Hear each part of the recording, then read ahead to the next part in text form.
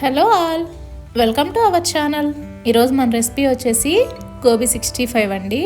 ఇది స్నాక్స్గా కానీ ఏదైనా సాంబార్, పప్పు, రైస్, రసం ఇలా దేంట్లోకైనా సైడ్ డిష్గా సూపర్ అండ్ టేస్టీగా ఉంటుంది. దీన్ని ఎలా చేయాలో చూద్దాం. ముందుగా మనం ఒక చిన్న కాలీఫ్లవర్ని తీసుకోవాలి. దాన్ని ఇలా చిన్న చిన్న పీసెస్గా కట్ చేసుకోవాలి. మరీ పెద్ద పీసెస్ కాదు, మరీ చిన్నవి కాదు, ఈ సైజులో కట్ చేసుకుంటే సరిపోతుంది.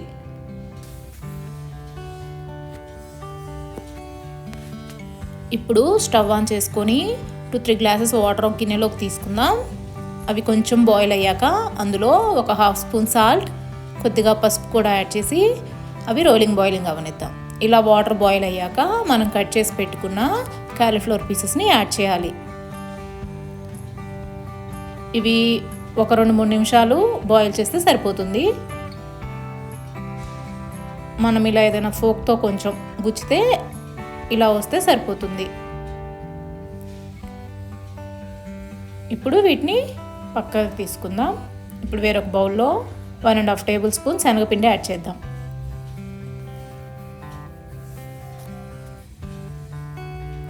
తర్వాత 1.5 టేబుల్ స్పూన్ కార్న్ఫ్లోర్ కూడా యాడ్ చేద్దాం.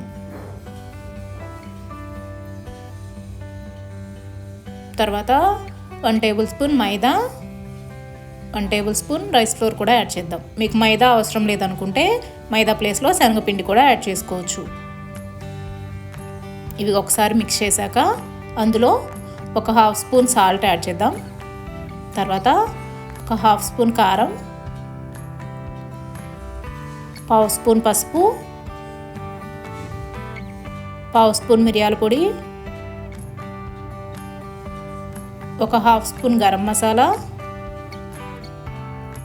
ఒక 1/2 స్పూన్ ధనియాల పొడి, 1 స్పూన్ అల్లం వెల్లుల్లి పేస్ట్, కొద్దిగా బేకింగ్ సోడా, కొద్దిగా రెడ్ ఫుడ్ కలర్. మీకు ఈ కలర్ అవసరం లేదనుకుంటే దీన్ని స్కిప్ చేయొచ్చు. ఒక 1 స్పూన్ ఆయిల్ కూడా యాడ్ చేసి ఇదంతా ఒకసారి మిక్స్ చేద్దాం. ఇదంతా ఒకసారి మిక్స్ చేశాక మనకు కావాల్సినంత వాటర్ యాడ్ చేసుకుంటూ పిండిని ఈ కన్సిస్టెన్సీలో కలుపుకుంటే సరిపోతుంది.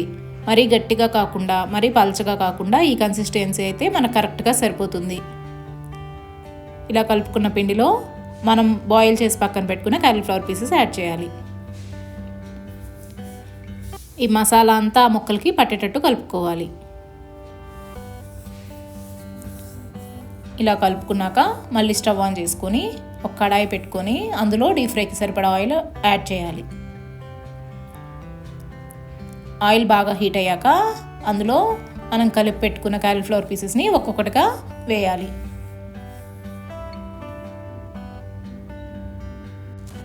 ఇలా కాలీఫ్లవర్ పీసెస్ అన్నీ వేసాక వెంటనే కలపకుండా ఒక 10-15 సెకండ్లు అలా వదిలేయాలి. తర్వాత ఒకవైపు నుంచి ఇంకొక వైపు టర్న్ చేసుకోవాలి. మీడియం ఫ్లేమ్లో బాగా క్రిస్పీగా అయ్యేంత వరకు ఫ్రై చేసుకోవాలి. ఇలా ఫ్రై అయ్యాక వేరొక బౌల్లోకి తీసుకోవాలి. ఇలానే మిగతావి కూడా వేయాలి.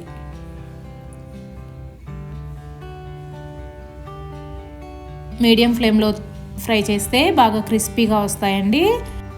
ఫైనల్గా ఒక రెమ్మ కరివేపాకు కూడా ఫ్రై చేసుకోవాలి.